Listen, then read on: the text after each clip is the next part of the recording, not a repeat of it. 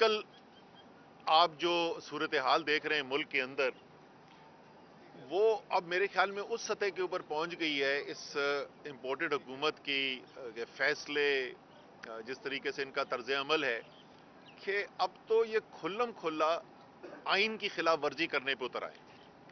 جو بنیادی جمہوریت کے اصول ہیں ان کو اب یہ بے باکی اور بے شرمی کے ساتھ انہوں نے پامال کرنا شروع کر دیا ہے۔ دو چیزیں اس وقت ایک ساتھ ہی چل رہی ہیں، ایک اسلام آباد کے اندر، ایک لاہور کے اندر۔ پہلے میں اسلام آباد والی کا ذکر کر دوں تاکہ لوگوں کو گھر بیٹھے ذرا سمجھ آ سکے کہ یہ آئین کے ساتھ کھلواڑ ہو کیسے رہا ہے۔ آئین کے اندر لکھا ہوا ہے کہ جی مقامی حکومت کا الیکشن ہوگا، اس الیکشن کے اوپر انہوں نے تاخیر کی، اس کے بعد ہائی کورٹ کا ایک فیصلہ آ گیا۔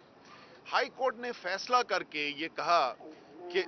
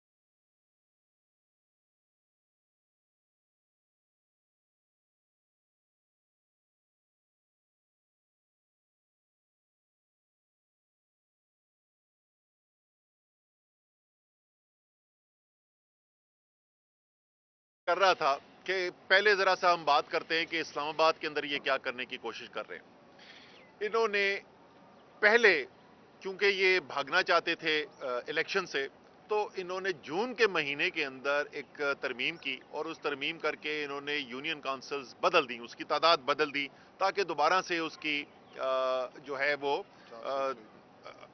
کیا بولتے ہیں اس کو، ڈیلیمیٹیشن جو ہیں، حلقہ بندی دوبارہ کی جائے، اور اس کے اندر ٹائمز آئے اور وہ الیکشن ڈیلے ہو۔ اس وقت بھی چیف جسٹس اسلام آباد ہائی کورٹ نے فیصلہ کیا، انہوں نے اجازت دے دی، انہوں نے کہا کہ اس کے بعد اب جو ہے وہ شیڈیول کے بعد جو ہے کوئی بھی قانون بھی نہیں بدل کے یہ کیا جا سکتا، اور اگر کیا گیا تو ظاہر ہے اگر قانون کورٹ کے فیصلے کے خلاف بات ہو رہی ہے تو وہ توہین عدالت کے مترادف ہے۔ انہوں نے ابھی کوئی ہفتہ رہ گیا ہے، جون کے مہینے میں انہوں نے یونین کونسلز بنائی، 101 یونین کونسلز۔ اسلام آباد کی آبادی بڑھ گئی، ٹھیک فیصلہ ہے کہ جی 101 یونین کونسل کی ضرورت ہے، اسلام آباد کی آبادی بڑھ چکی ہے۔ دسمبر کے مہینے میں الیکشن سے ایک ہفتے پہلے ان کو خیال آیا کہ اسلام آباد کی آبادی بڑی بڑھ گئی ہے، پتہ نہیں 6 مہینے کے اندر اسلام آباد کی کون سی آبادی بڑھی ہے، اور انہوں نے کہا جی اب 101 سے 125 کر رہے ہیں۔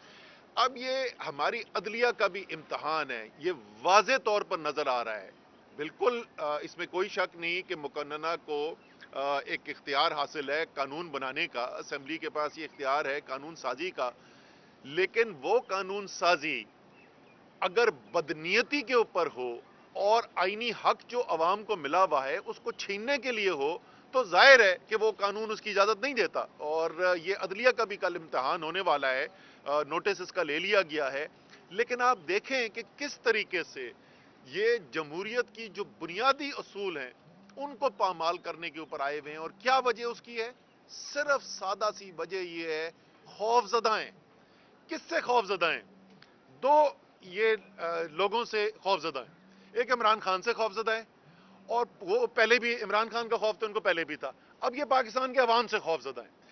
جہاں ان کو عوام کے پاس جانے کے لیے کہیں سامنے نظر آتا ہے تو یہ پوری کوشش کرتے ہیں بشمول آئین کو کی تخریب کرنے کے لیے, سبورژن آف کانسٹیٹیوشن کر کے کہ کس طریقے سے بھاگا جا سکے الیکشن کے لیے.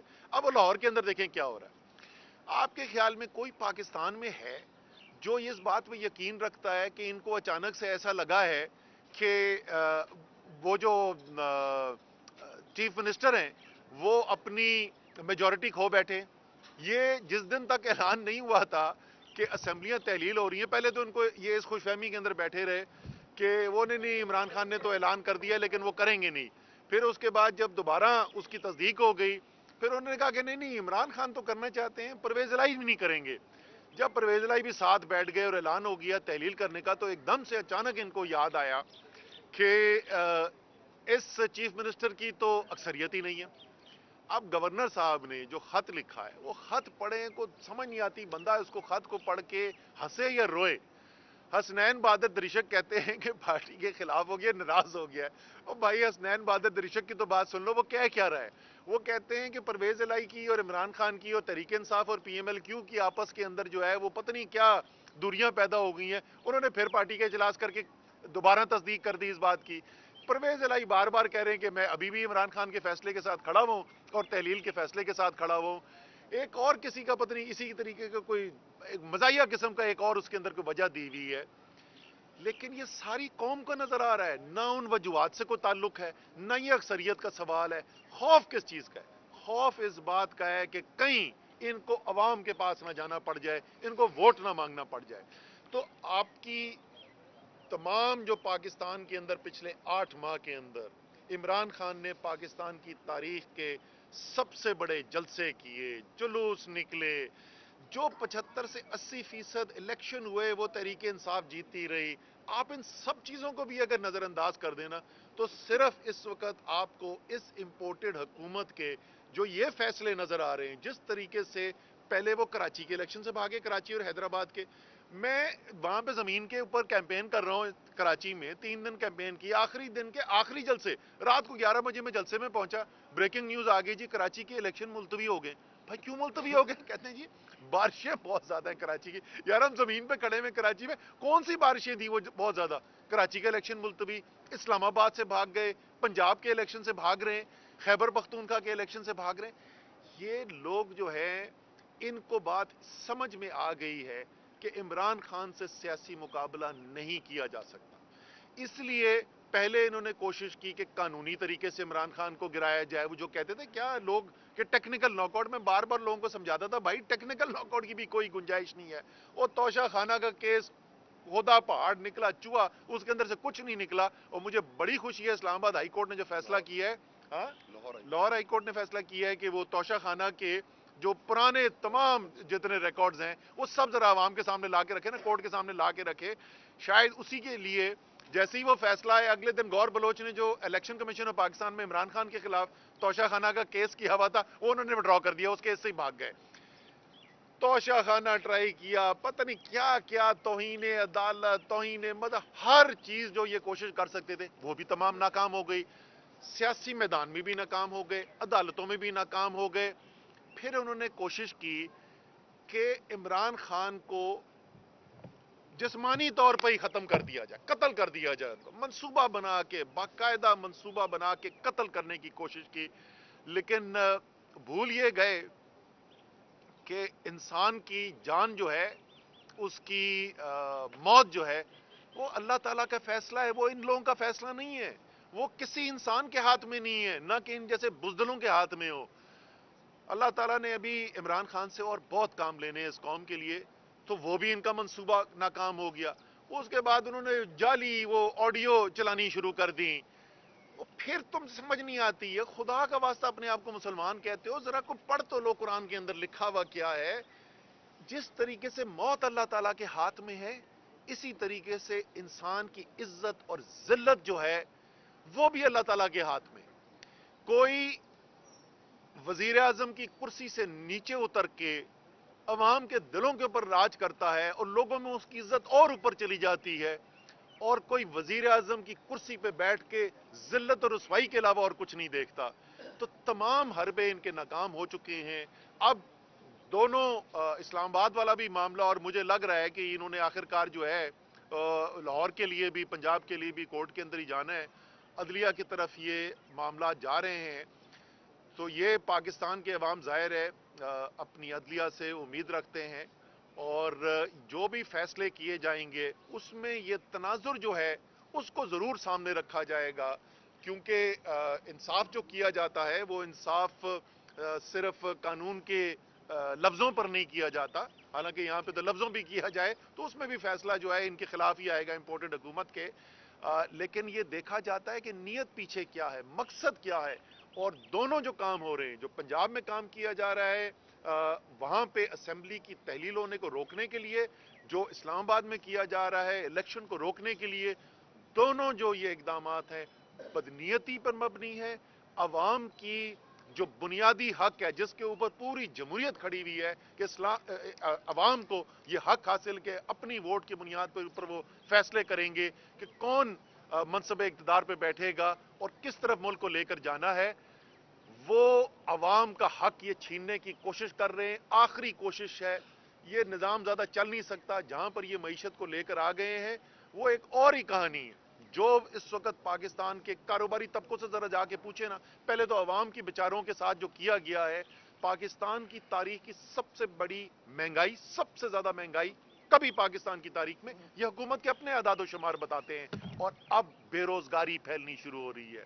15 لاکھ لوگ بے روزگار ہو گئے صرف ایک ٹیکسٹائل کی صنعت کے اندر. کسان سے جا کے پوچھیں اس وقت جو بدحالی ہے اس وقت کسان کی, جو لوگ کاروبار کرتے ہیں ان سے پوچھیں کہ اس وقت صورتحال کیا ہے, کہ ایک ایک ڈالر ملک سے باہر بھیجنے کے لیے کتنی مشکلات آ رہی ہیں. اور اس کا نتیجہ کیا ہوا ہے؟ اس کا نتیجہ یہ ہوا ہے کہ ایک جعلی ایک بلیک مارکیٹ کھل گئی ہے ڈالروں کے لیے, اور جو انٹر بینک مارکیٹ ہے, جو آفیشل مارکیٹ ہے اس میں, اور جو بار کی جو بلیک مارکیٹ ہے اس کے اندر 25-25 30-30 روپے کا فرق ہو گیا ہے. اس کا نتیجہ کیا نکل رہا ہے کہ ترسیلات زر جو نیچے آ رہی ہیں وہ گرتی چلی جا رہی ہیں, آفیشل ذرائع سے آ نہیں رہی ہیں. لوگ ظاہر ہے اپنے لیے زیادہ پیسے کے لیے وہ بار کی پھر جو مارکیٹ ہے اس کو استعمال کر رہے ہیں. جس طریقے سے پاکستان کو نقصان پہنچایا جا سکتا تھا وہ ہر چیز ہمیں ہوتی ہوئی نظر آ رہی ہے.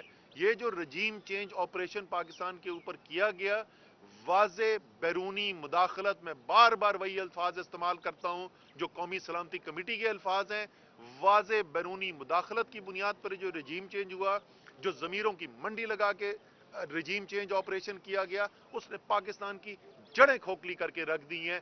اس وقت خیبر پختونخوا میں جائیں اور ذرا جا کے لوگوں سے بات کریں کہ وہاں امن و امامہ کی صورتحال کیا ہو رہی ہے.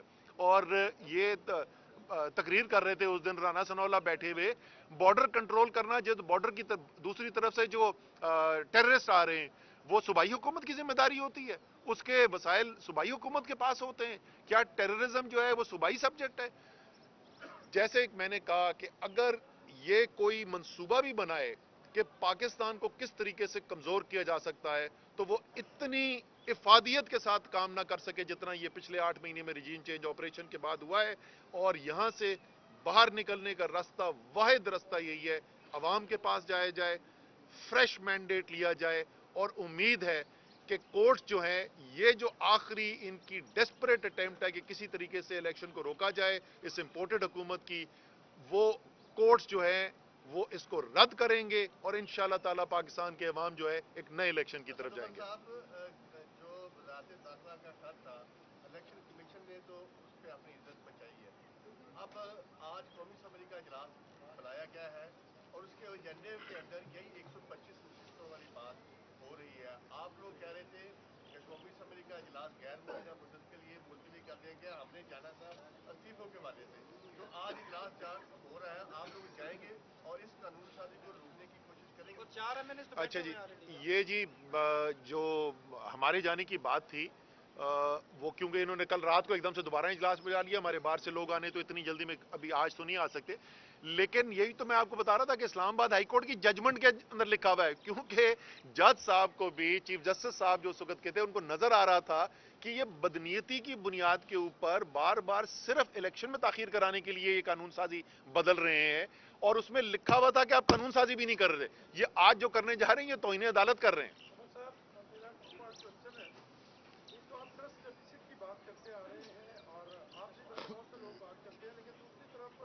मौजूदा जो हुकूमत है वो कामयाब हो गई है 9 जनवरी को जनेवा में एक डोनर्स कॉन्फ्रेंस कराने के हवाले से, और बिलावल भुट्टो जरदारी उससे बहुत सी उम्मीदें लगा के बैठे हैं। How do you view the expected results right from that very conference? Number 1। Number 2 sir, आप अवाम में बड़े मकबूल हैं, सारे मामला हैं आपके, लेकिन एक हकीकत ये है कि जब तक इस्टेब्लिशमेंट के साथ आप कंफर्टेबल नहीं होंगे आप शायद अपने मामला अचीव ना कर सके। नई इस्टेब्लिशमेंट आई है, अभी तक उसी बिल्डिंग के साथ वो खेल रही है। आपके एस्टेब्लिशमेंट के साथ ताल्लुकात की बेहतरी के लिए जो इकदाम हैं उनके बारे में कोई बात करेंगे?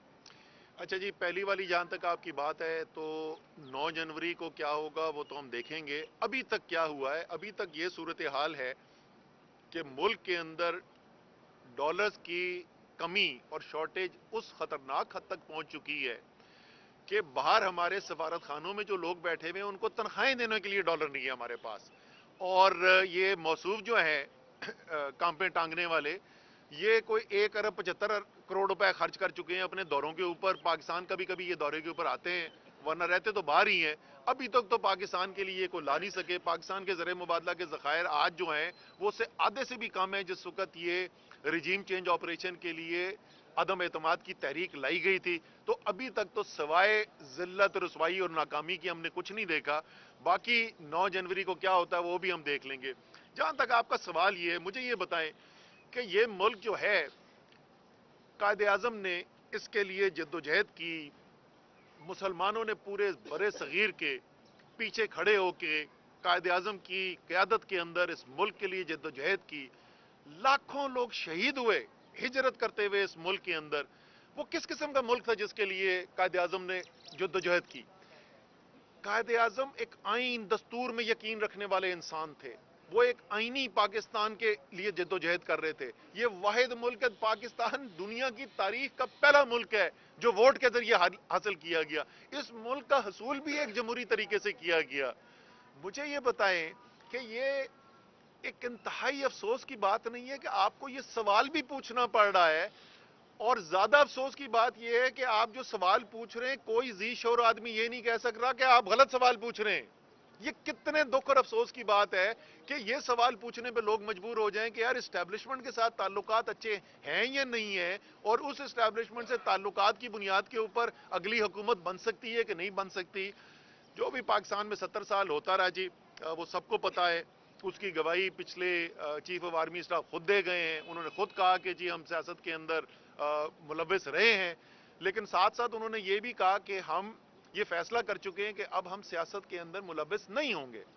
तो हमारी सियासत जो है, हम तो देख रहे हैं सिर्फ पाकिस्तान के अवाम को। अच्छा, एक सेकंड रुक जा टिक्का खान, हम देख रहे हैं सिर्फ पाकिस्तान के अवाम को, ना हम एस्टेब्लिशमेंट की तरफ देख रहे हैं, ना हम किसी बैरूनी ताकत की तरफ देख रहे हैं। और उम्मीद है कि जो फैसला किया गया है कि सियासत में मुलव्वस नहीं होगी फौज, कि फौज उस पर कायम रहेगी, हमारी तो यही उम्मीद है। अच्छा, आज आपकी स्टेटमेंट जारी हुई है असद उमर साहब, जो कल आपकी गैर मुल्की सहाफ़ियों से मुलाकात हुई। लिखा गया, सब जानते हैं जनरल बाजवा ने अमरीकी इंतजामिया से IMF के मामले में मदद मांगी। अच्छा, ये कहना क्या चाह रहे हैं? मैं समझने से कासिर हूँ, गलत किया या सही किया? वो सवाल मुझसे ये पूछ रहे थे कि आपके वक्त में अगर फौज, मैं उनसे कह रहा था कि फौज का सियासत में इन्वॉल्वमेंट नहीं होनी चाहिए, लेकिन उसके अलावा अगर फौज जो है एक नॉन पार्टिजन जिसको कहते हैं कि कोई एक पॉलिटिकल साइड की, एक पॉलिटिकल पार्टी की हिमायत नहीं, बल्कि मुल्क की हुकूमत जो है उसकी हिमायत करने के लिए, या उसकी हिमायत ठीक लफ्ज नहीं है, मदद करने के लिए, साथ मुआवनत करने के लिए कोई इकदाम कर रही है तो उसमें कोई हर्ज नहीं है। उन्होंने कहा जी वो आपके लिए करते तो ठीक है, इनके लिए करते तो नहीं है। मैंने कहा यार जनरल बाजवा का खुद स्टेटमेंट है कि अमेरिकन जो है वो जो हुकूमत के साथ उन्होंने कहा है कि पाकिस्तान को हेल्प करें, कभी हमसे कोई बयान सुना कि गलत किया? हमें कोई इतराज नहीं है। मुल्क की बेहतरी के लिए, मुआवनत के लिए कोई इकदाम करे, में कोई इतराज नहीं। असद उमर साहब ये बताइएगा कि जनरल बाजवा साहब ने जो बात की थी वो फरवरी से आगे जाके वो न्यूट्रल हो गए हैं सियासत में। इससे पहले आपकी हुकूमत बनी या इससे पहले माजी की बनी, क्या आपकी हुकूमत बनने में फौज का किरदार था? और सेकंड चीज सर, पंजाब में बलदियाती इलेक्शन के लिए 2 बार हल्का बंदियां हुई, वहां पर आपकी हुकूमत है, वहां पर तखीर की गई, नई कानून साजी की गई, तीसरी मरतबा फिर हल्का बंदियां हो रही हैं। इसी तरह लग ऐसे रहा है कि जो इख्तियारात की मुंतकली है जो सियासी जमातों की जहाँ जहाँ हुकूमत है वो नहीं करना चाह रही, इस्लामाबाद में भी यही है, पंजाब में भी यही हुआ। अच्छा, दो मुख्तलिफ चीजें आपने पहला वाला जो सवाल था उसमें, हाँ कश्मीर नहीं पहले 2018 के इलेक्शन में दो, किरदार था। 2018 के इलेक्शन नहीं, आपने पहले जो कहा ना कि फरवरी से, पहली बात तो मैं ऑन रिकॉर्ड ये कहना चाहता हूँ कि जब तक वो जा रहे थे, मैं ये पहली दफा नहीं कह रहा, मैं टीवी पे पहले कह चुका हूँ, हमें तो न्यूट्रलिटी नहीं नजर आई थी, पहले तो मैं ये कह दूं। अब जो है नई लीडरशिप आई है फौज की, अब देखें न्यूट्रलिटी नजर आती है कि नहीं आती। उस वक्त तो उन महीनों के अंदर तो हमें न्यूट्रलिटी नजर नहीं आई थी। 2018 के इलेक्शन के ऊपर ये भी मैं टीवी पे पहले बात कर चुका हूं। 2018 के इलेक्शन में बहुत सी सियासी पार्टियों को एतराजात थे और उनमें तहरीक इंसाफ भी शामिल थी। आप सिंध में जरा जाके पूछें ना, लोगों से, सियासतदानों से पूछें, ऑफ एयर पूछना, ऑन एयर उनमें से पता नहीं कितनों में हिम्मत होगी बात करने की। नहीं, जरा उनसे पूछें कि किधर फोन कॉलें आ रही थी, कहां जाने के लिए, कौन तहरीक इंसाफ में आने के लिए, प्रेस कॉन्फ्रेंस के लिए आने के लिए आधे रास्ते में पहुंचा हुआ था, फोन कॉल आई कि आपने नहीं जाना है तहरीक इंसाफ के लिए, आप अलग बैठे। तो 2018 के इलेक्शन के अंदर शिकायत सिर्फ एक तरफ को नहीं थी, दोनों तरफ को शिकायत थी। अच्छा, आप पंजाब की बात, भाई नहीं, कश्मीर के सिर्फ नहीं, खैबर पख्तूनख्वा के इलेक्शन मुकम्मल हो चुके हैं। पंजाब के अंदर कभी भी भाई मेरे ये नहीं हुआ कि इलेक्शन अनाउंस हो गया, शेड्यूल अनाउंस हो गया, टिकटें एलोकेट हो गई, लोग इलेक्शन के लिए निकल गए, हफ्ता इलेक्शन में रह जाए और आप जो है कानून साजी करके उसको तखीर करा दे। ये इस्लामाबाद में दूसरी दफा हो रहा है, ये हमने कभी भी नहीं किया। एक सेकंड ऑन रिकॉर्ड हमने ये कहा है कि सारी सियासी जमातों में और इदारों में इस बात पर इत्तेफाक है कि इमरान खान का रास्ता रोकना है। क्या है आपको भी इदारों की तरफ से ये पैगाम दिया गया है कि वो अभी भी इस बात पर इत्तेफाक करते हैं कि इमरान खान का रास्ता हर सूरत रोकना है? मेरे ख्याल में तो इसका जवाब मुझे नहीं, इसका तो जवाब जो है वो इदारों की तरफ से आना चाहिए। एक उन्होंने बहुत बड़ा इल्ज़ाम लगाया है, इदारे कह रहे हैं कि हम अब सियासत के अंदर मुलविस नहीं है और हम जो है वो किसी के तरीके से फरीक नहीं बनेंगे, और खुल्लम खुल्ला पाकिस्तान का वजीरे क्या दाखिला जो है वो सारे मीडिया के सामने बैठ के, सारी कौम के सामने बैठ के कह रहा है कि इदारे जो हैं वो मुकम्मल तौर पे सियासत के अंदर शरीक हो रहे हैं और वो फैसला कर रहे हैं कि कौन आएगा कौन नहीं आएगा। ये इतना बड़ा इल्जाम उन्होंने लगाया है। हम तो न्यूट्रल वो हैं या नहीं है बाद में फैसला करेंगे। राना सनाउल्लाह ने तो ऐलान कर दिया कि वो न्यूट्रल नहीं है। मेरे ख्याल में इसका इदारों को नोटिस लेना चाहिए। इनका फिर और खान साहब को अल्लाह ने ताकत दी है, इज्जत दी है, शोहरत दी है, लेकिन अभी राना सनाउल्लाह साहब का बयान आया है कि जो खान साहब ऑडियो में कह रहे हो वीडियो में कर रहे हैं तो उनका फ्रांसिक करवाया जाए। तो आप इस हवाले से क्या कहते हैं? ये आप नहीं समझ रहे कि उनकी मकबूलियत इससे मुतासिर हो सकती है? यार पिछले 8 महीने में उन्होंने कौन सा इल्जाम था जो इमरान खान के ऊपर नहीं लगा दिया? उसमें ऐसे इल्जामात भी थे जो एक इंसान को समझ में आ सकती थी कि ये इल्जाम लगेगा, ऐसे ऐसे इल्जाम लगा दिए जो बंदे की सोच से बाहर थे। इमरान खान की मकबूलियत 30% से बढ़ के 60% पे पहुंच गई। और कौन सा इल्जाम बचा? कौन सा है? तौहीन मजहब का इल्जाम इमरान खान पे इन्होंने लगाया इसी 8 महीने के अंदर।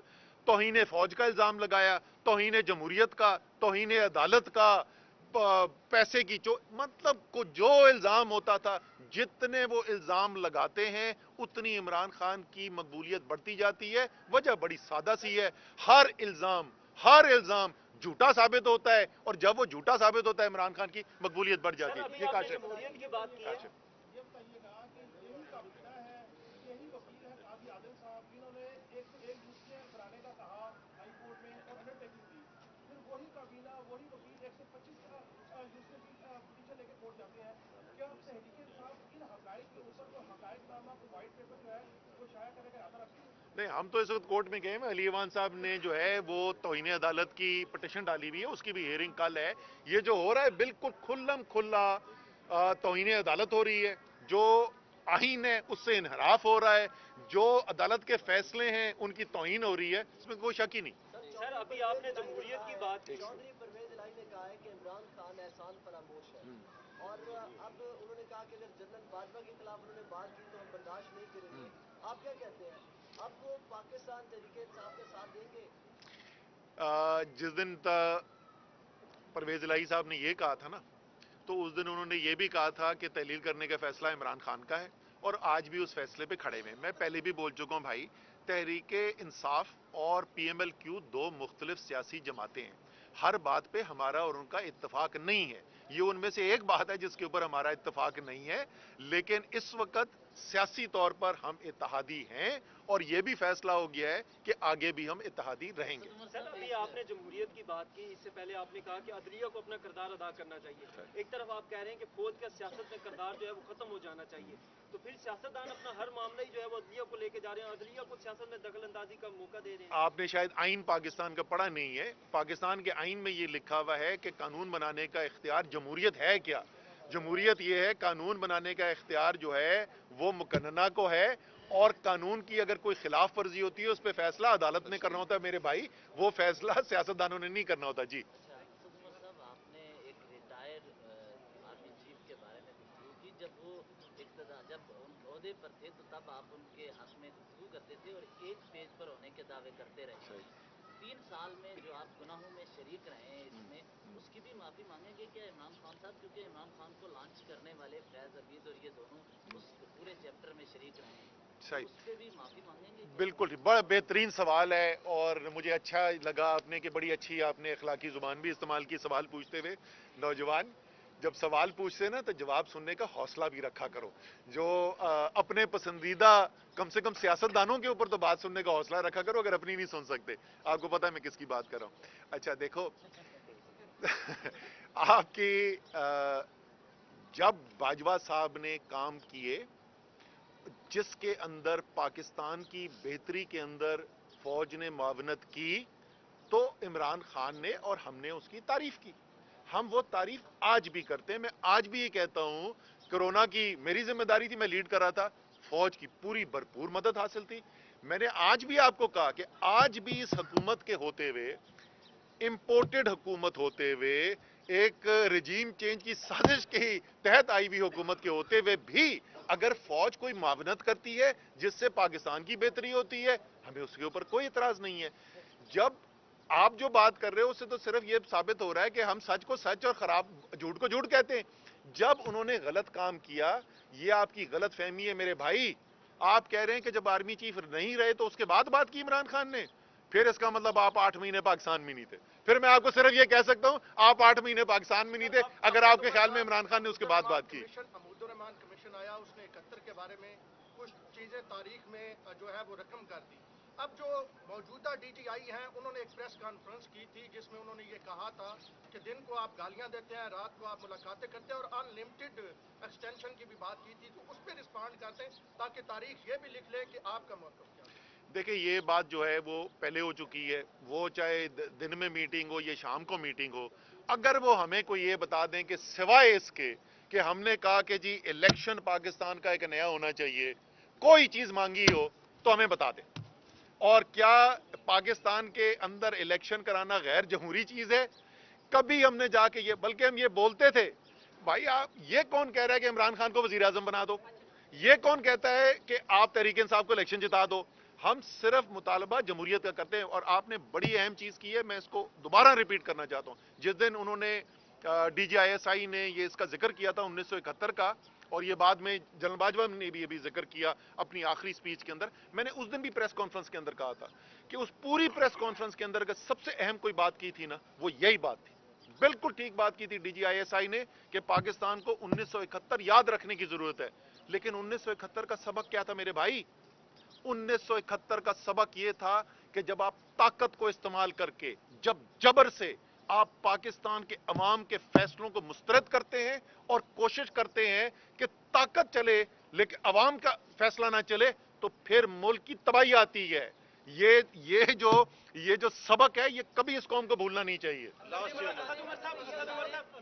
पाकिस्तान में जो रजीम चेंज का अमल है वो इस्लामाबाद की एलर्जी की तरह जो खत्म ही नहीं होता हर इदारे में। अभी पीसीबी में एक नई अपॉइंटमेंट हुई है चेयरमैन पीसीबी की नजम सेठी साहब की, उस पर कमेंट करते हैं कि वो क्या कहते हैं, मतलब इस चेंज को कैसे देखते हैं आप, पीसीबी की बेहतरी के लिए कितना फायदेमंद? हाँ, और उसकी वो चेंज देखें आई भी कब है कि जिस वक्त T20 के फाइनल में पहुंचाया पाकिस्तान की क्रिकेट टीम वहां पहुंची तो उसके फौरन बाद ये चेंज आ गई।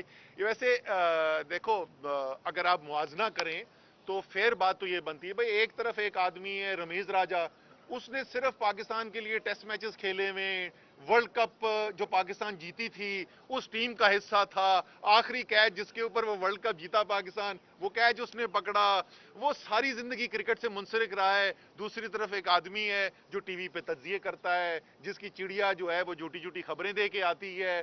तो दोनों में से अगर आपको क्रिकेट के इदारे के टॉप पे लगाना होगा तो जाहिर आप चिड़िया वाले को लगाओगे ना, आप उसको क्यों लगाओगे जो क्रिकेट सारी जिंदगी खेलता रहा है। बहुत शुक्रिया जी।